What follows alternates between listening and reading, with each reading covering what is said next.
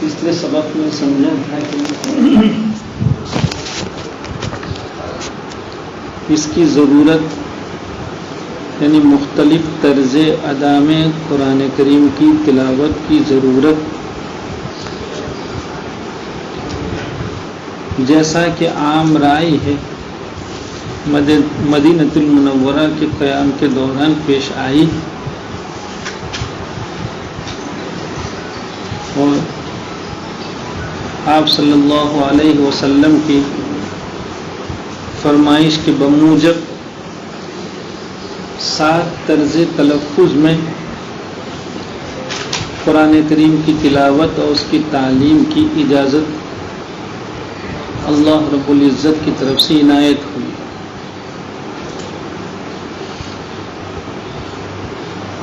چونکہ مدینہ المنورہ کے قیام کے دوران الحمدللہ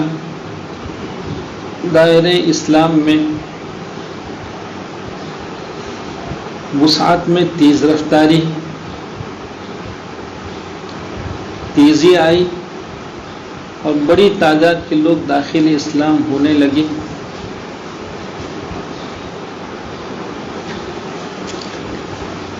بلکہ درسگاہ نبی صلی اللہ علیہ وسلم سے مختلف طرز ادا کی تلاوت یا مختلف قرأتوں کو حاصل کر کے حضرات صحابہ کرام رضی اللہ تعالیٰ عنہم دین اسلام کی اشاعت، احکام الہی اور احکام قرآنیہ، احکام دینیہ کی اشاعت کے لیے اپنے اوطان کو چھوڑ کر سینکڑوں اور ہزاروں کلومیٹر کا سفر فرمائے، وہاں بود و باش اختیار کی۔ چنانچہ جو صحابی رسول صلی اللہ علیہ وسلم لسان نبوت سے جس طرز ادا کو پا کر حاصل کر کے اتنا دور تشریف لے گئے تھے، انہوں نے وہاں جا کر اپنے پاس موجود اور اپنا سیکھا ہوا طرز تلفظ اسی میں لوگوں کو قرآن کریم سکھلانا شروع کیا تھا۔ اور جیسا کہ ہم نے پچھلے سبق میں سنا تھا کہ جب اللہ تعالیٰ کی طرف سے مختلف طرز ادا میں قرآن کریم کی تعلیم کی اجازت مرحمت ہوئی، آپ صلی اللہ علیہ وسلم نے حضرات صحابہ کرام رضی اللہ تعالیٰ عنہم میں کون صحابی کس قبیلے سے تعلق رکھتا ہے اور ان کا کیا طرز تلفظ ہے اور ان کے لیے کون سا طرز تلفظ آسان ہے، اسی کو مد نظر رکھ کر قرآن کریم کی تعلیم فرمائی تھی۔ یہ نہیں تھا کہ سارے ہی صحابہ کرام چاہے وہ جس قبیلے سے تعلق رکھتے ہوں سبھی کو ایک ہی قرأت میں قرآن کریم پڑھایا ہماری اصطلاح میں، ورنہ تو یہ کہنا چاہے ایک ہی طرز تلفظ، ایسا نہیں تھا۔ چونکہ مختلف طرز ادا کی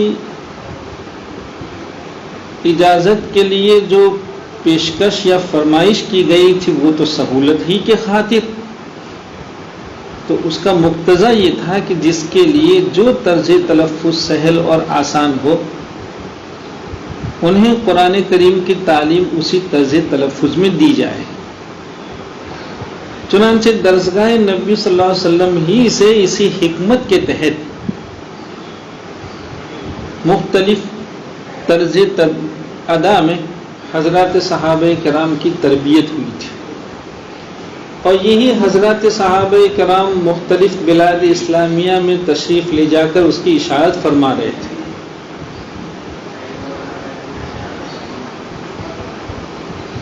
چنانچہ خود دار الخلافہ مدینہ المنورہ میں اور اس کے علاوہ جگہ جگہ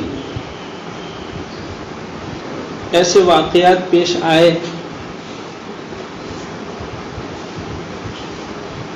کہ دو الگ الگ معلمین سے قرآن کریم سیکھے ہوئے تلامذہ جب باہم جمع ہوئے،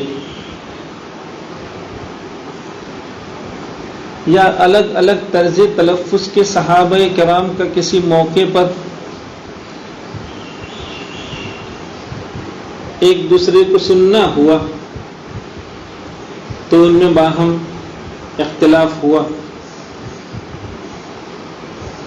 ہر ایک دوسرے کے تلفظ کے باب میں شک کرنے لگا، اسے یہ شبہ ہوا کہ ہم نے تو درسگاہ نبی صلی اللہ علیہ وسلم سے اس طرح سے تلفظ میں تلاوت قرآن کریم سیکھا ہے، اور یہ کچھ الگ انداز میں پڑھ رہے ہیں۔ اس کی وجہ ہی یہ ہوئی کہ آپ صلی اللہ علیہ وسلم نے جس صحابی یہ رسول صلی اللہ علیہ وسلم کے لیے جو طرز تلفظ تھا اسی کا انتخاب کر کے ان کو تعلیم دی تھی۔ جب مدینہ المنورہ میں اس طرح کے واقعات، کوفہ میں اس طرح کے واقعات، تو اور جو بہت دور ہوں گے وہاں تو اختلاف کے واقعات بہت شدت سے پیش آنے لگے، بڑی کثرت سے پیش آنے لگے۔ ادھر سرکار دو عالم صلی اللہ علیہ وسلم کا وصال ہو جاتا ہے، خلافت کے دور کی ابتدا ہوتی ہے، اور دھیرے دھیرے جیسے جیسے دائرہ اسلام میں وسعت ہوتی ہے، اختلاف باہمی قرات کے اختلاف میں بھی اور اختلاف کے واقعات میں بھی اضافے ہونے لگے، اور وجہ وہی تھی کہ کسی طرز تلفظ کا کوئی تلمیذ نبی صلی اللہ علیہ وسلم جب کسی جگہ پہنچا تو انہوں نے اپنے طرز تلفظ کی میں اشاعت کی، جیسا کہ لکھا ہے کہ کوفہ میں حضرت عبداللہ ابن مسعود رضی اللہ تعالیٰ عنہ تشریف لے گئے تھے، تو وہاں آپ ہی کا طرز تلفظ شائع تھا۔ حضرت ابی بن کعب رضی اللہ تعالیٰ عنہ کی قرات شام میں چلتی تھی، شام کے لوگ اسی قرات میں تلاوت کیا کرتے تھے۔ اب ظاہر بات ہے کہ ایسے لوگ جب کسی ایک موقع میں جمع ہوں گے، ایک دوسرے کو سنیں گے تو ضرور شبہ ہوگا۔ چنانچہ حضرت عثمان غنی رضی اللہ تعالیٰ عنہ کے زمانے میں جب آپ نے آذربائیجان، جس کو مختلف طرح بولا جاتا ہے، اور آرمینیا، ان دونوں کو فتح کرنے کے لیے تیاری کا حکم فرمایا، عراق اور شام کے فوجیوں کو اس کے لیے سرحد پہ جمع ہونے کو فرمایا، اور عراقی فوج کے لیے ایک امیر متعین کیا، شامی فوج کے لیے ایک امیر متعین فرمایا۔ جب یہ سارے لوگ جمع ہو گئے تو حضرت حذیفہ بن الیمان رضی اللہ تعالیٰ عنہ کو دونوں فوجوں پر مشرف کی حیثیت سے اور جنگ پر مشرف کی حیثیت سے متعین کیا گیا۔ ان کی نگرانی میں یہ فتح کی جنگ شروع ہونے والی تھی، تو آپ وہاں تشریف لے جاتے ہیں. ہدایت پڑھنے والے بچے اس کو خوب جانتے ہوں گے کہ حضرت حذیفہ بن الیمان رضی اللہ تعالیٰ عنہ ایک بہت بڑی حیثیت کے حامل تھے. ان کو حضرات صحابہ کرام میں یہ امتیاز حاصل تھا کہ جناب نبی کریم صلی اللہ علیہ وسلم نے انہیں بہت سے راز کی باتیں بتلائی تھی، اور مستقبل میں ہونے والے واقعات کی اطلاع، بہت سی وہ اطلاعات جو عام حضرات صحابہ کرام کے یہاں نہیں تھی، آپ صلی اللہ علیہ وسلم نے ان کو اسرار اور راز کے انداز میں بتلایا تھا. بہرحال وہ بہت بڑی حیثیت کے حامل تھے، وہ مشرک کی حیثیت سے وہاں تشریف لے جاتے ہیں. دیکھا کہ عراقی اور شامی فوجی لوگ جب تلاوت کے وقت میں تلاوت کے لیے بیٹھتے تو چونکہ دونوں الگ علاقے سے تعلق رکھتے تھے، دونوں کی قراتیں الگ تھی، تو ان میں باہم اختلاف شروع ہوا. اور ظاہر بات ہے کہ یہ جو فوجی لوگ ہیں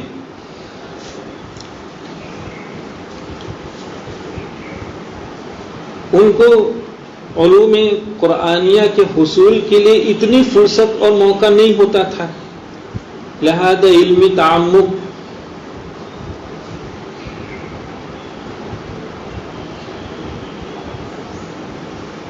عام متن ان کے حصے میں نہیں ہوا کرتا ہے. تو ان میں باہم اختلاف ہوا، اور وہ اختلاف اتنی شدت پکڑ گیا کہ یہ حضرات ایک دوسرے کے منکر ہو گئے. اور ظاہر بات ہے کہ یہ انکار قرآن تھا، لہذا بڑا حساس مسئلہ تھا، ایمان سے اس کا تعلق تھا. تو مسئلے کی نزاکت کو محسوس فرماتے ہوئے حضرت حذیفہ بن الیمان وہاں بے چین ہو گئے.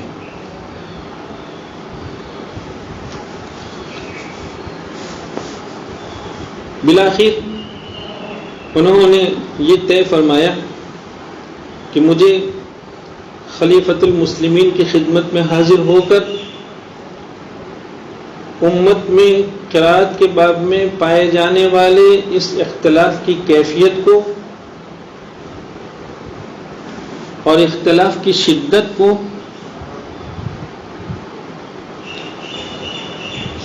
ان کی خدمت میں پیش کر کے امت سے اس اختلاف کو ختم کرانے کی پیشکش کرنا ہے. چنانچہ وہ حضرت سعید بن العاص رضی اللہ تعالیٰ عنہ کے ساتھ وہاں سے روانہ ہوئے، صرف اسی ارادے اور اسی عزم کے ساتھ کہ ہم سیدھا وہیں جائیں گے. تو سخت گرمیوں کے دنوں میں کئی روز کا سفر فرماتے ہوئے وہ مدینہ المنورہ کے لیے عازم ہوئے. اس درمیان وہ کوفہ بھی گئے، ابھی مدینہ المنورہ پہنچے نہیں تھے، کوفے ہی میں ان کا قیام تھا. تو انہوں نے کوفہ کے لوگوں کو سرحد پر قرات کے باب میں پائے جانے والے شدید اختلاف کی اطلاع دی اور فرمایا، وہ اس قصے کو وہاں بیان کرنے لگے اور فرمایا کہ اگلی امتیں اسی طرح ضائع ہو گئی، ہلاک ہو گئی. یہود و نصارہ کے مابین بھی اسی طرح کتاب کے باب میں اختلاف تھا. کہیں ایسا نہ ہو کہ یہ امت بھی اختلاف کی ایسی شکار ہو جائے جیسے یہود و نصارہ ہو گئے تھے. اور پھر کہا کہ کوئی کہہ رہا ہے کہ ہم فلاں کی قرات پڑھ رہے ہیں، ہم فلاں کی قرات پڑھ رہے ہیں، یہ کیا ہے؟ تو جب کوفہ کے لوگوں نے آپ سے اس قرن گٹن کے ساتھ وہاں پائے گئے اختلاف کو سنا تو وہاں موجود صحابہ کرام رضی اللہ تعالیٰ عنہم اور تابعین کی اکثریت نے آپ سے اتفاق فرمایا، لیکن حضرت عبداللہ ابن مسعود رضی اللہ تعالیٰ عنہ چونکہ کوفہ کے سب سے بڑے معلم تھے اور وہاں ان کی قرأت رائج تھی، تو ان کے جو تلامذہ جو خاص عقیدت رکھتے تھے ان کے قلوب میں ان کی عظمتیں جا گزی تھی، انہوں نے کہا کہ یہ کیسے ہو سکتا ہے کہ ہم اپنے شیخ کی قرأت کو چھوڑ کر دوسروں کی قرأت اپنا لیں گے۔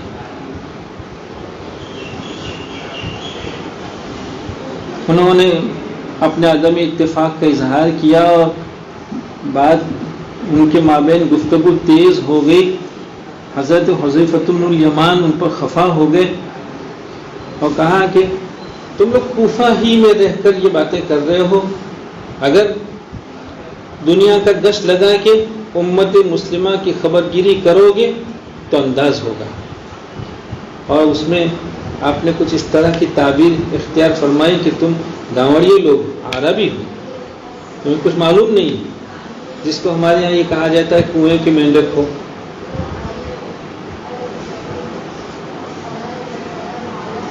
لوگ کہتے ہیں کہ نقشوں کو تم نہ جانچو، تو یہ ہے کہ دنیا میں جاؤ، حالات یہ ہیں۔ بہرحال ان میں گفتگو تیز ہو گئی اور بالآخر جو ہے وہ کوفہ سے وہ جو احساس اس سرحد سے لے کر آئے تھے اس احساس میں اور پختگی آئی، اور وہ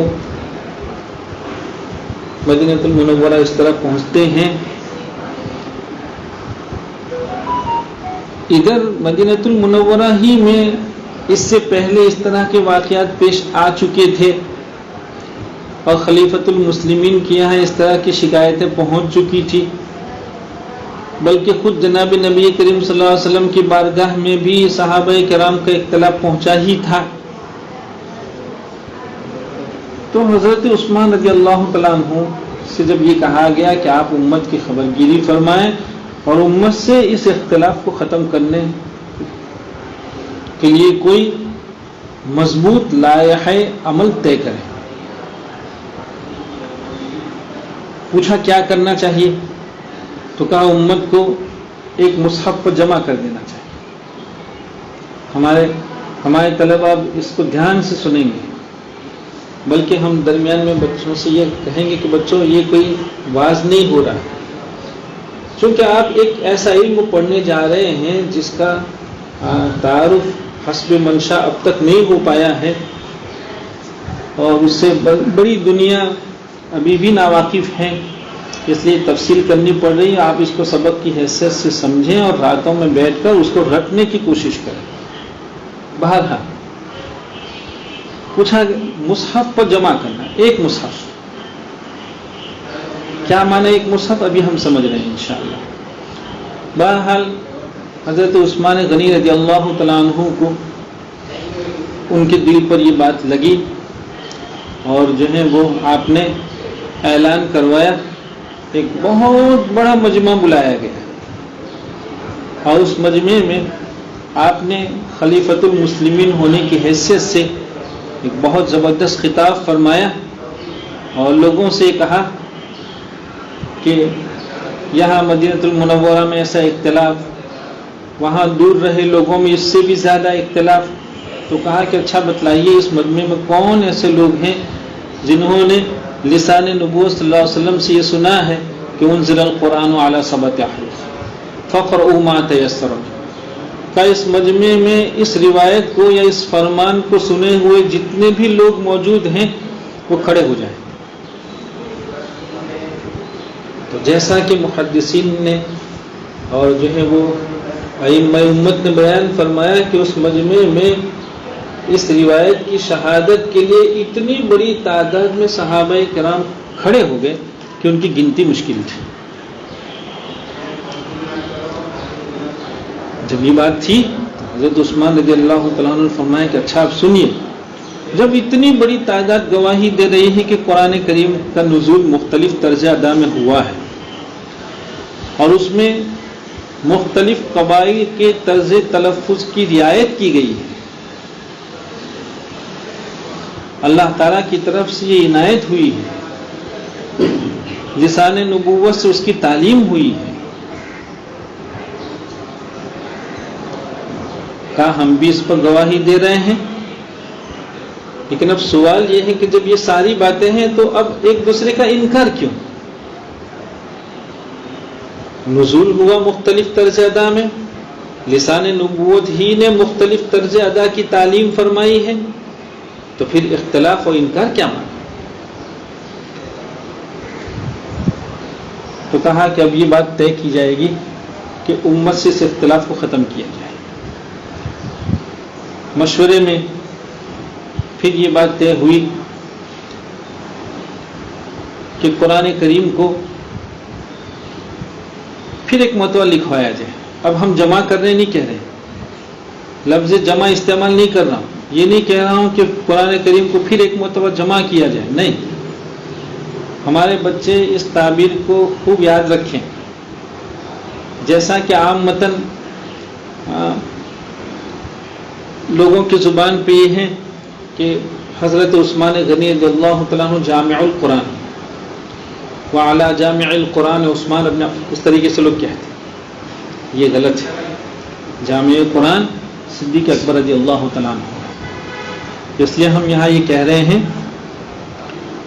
کہ اثر نو قرآن کریم لکھوایا جائے، ورنہ دور صدیقی میں قرآن کریم کو مختلف صحف کی شکل میں جمع کر ہی لیا گیا. مصحف اب نہیں کہہ رہا ہوں، اب مصحف نہیں کہہ رہا ہوں، اب صحف کہہ رہا ہوں. تو صدیق اکبر رضی اللہ تعالیٰ عنہ کے زمانے میں صحف، ابھی صحف کا بچے ایسا سمجھیں گے جیسے ہمارے یہاں بہت سے مساجد میں گھروں میں 5 پارے کی تختی ہوتی ہے، 2 پارے کی ہوتی ہے، کچھ سورتوں کی تختی ہوتی ہے، یاسین شریف کا ایک مجموعہ ہوتا ہے. تو یوں سمجھیے کہ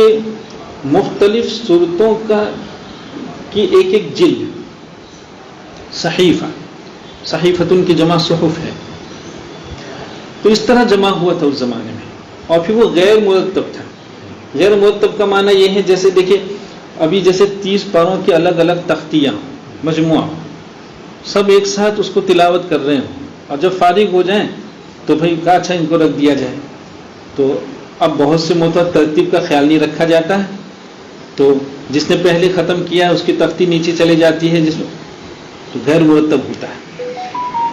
صدیق اکبر رضی اللہ تعالیٰ عنہ کے زمانے میں جو قرآن کریم جمع کیا گیا تھا وہ صحف کی شکل میں تھا اور وہ غیر مرتب تھا.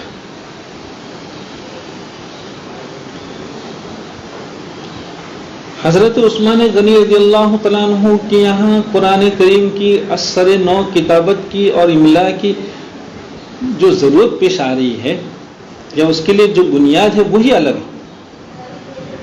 دونوں کی بنیادیں بالکل مختلف ہیں. کون دونوں؟ صدیق اکبر رضی اللہ تعالیٰ عنہ کے زمانے میں جمع کی کیا ضرورت پیش آئی، وہ بنیاد الگ ہے. وہ صحابہ کرام رضی اللہ تعالیٰ عنہ کی ایک بڑی تعداد جب جنگ یمامہ میں شہید ہو گئی، اور اس سے پہلے بھی بعض اچھے صحابہ کرام جن کو قرآن کریم محفوظ تھا، حفظ تھا، وہ شہید ہو گئے. بعض آیاتوں کو تلاش کرنے میں پریشانی ہوئی، تو وہاں تو یہ تھا کہ صرف قرآن کریم محفوظ ہو جائے اور اس کا کوئی حصہ غیر محفوظ نہ رہنے پائے. تو وہاں صرف اس بنیاد پر قرآن کریم کو جمع کیا گیا. اب جو قرآن کریم کو اثر نو لکھوایا جا رہا ہے اس کی بنیاد ہی الگ ہے. وہ صرف امت سے اختلاف کو ختم کرنے کے لیے، ورنہ قرآن تو محفوظ ہی تھا. لہذا جمع کرنے کا لفظ نہیں، قرآن کریم کو اثر نو لکھوایا جائے.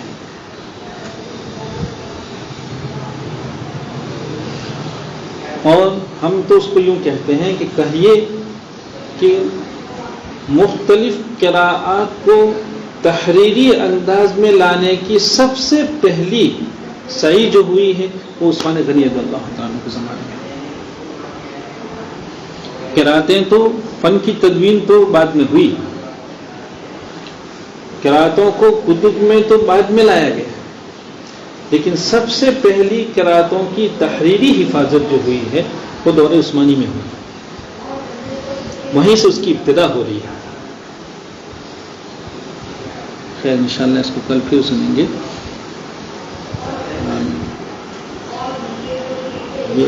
یہ بچے ان چیزوں کو باقاعدہ سنیں کئی مرتبہ. دیکھو لڑکوں، اللہ تعالیٰ نے توفیق دی ہے، سب اس وقت کا سب سے بڑا المیہ اور ہماری جو ذمہ داری ہے وہ یہ ہے کہ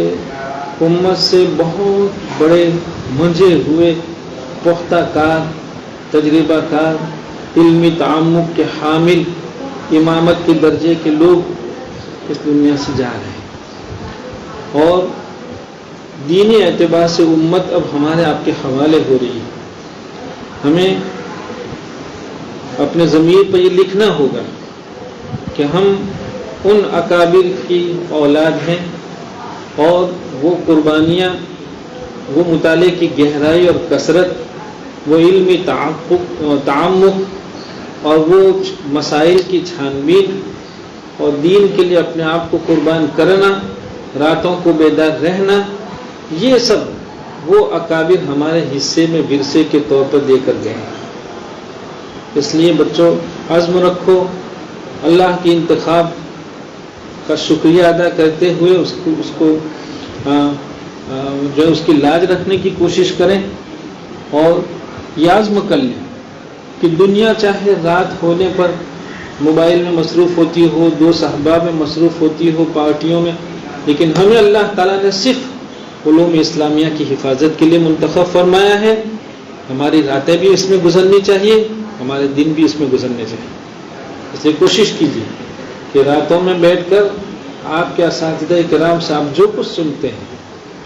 ان کو لکھیے اور ان کو باقاعدہ رٹ کے یاد کیجیے. اور اگر آپ کے پاس مواقع ہیں، کتابیں ہیں، تو آپ کے اساتذہ کرام جو مضامین آپ کے سامنے پیش کر رہے ہیں ان کتابوں کی طرف بھی مراجعات کریں. جزاکم اللہ خیر.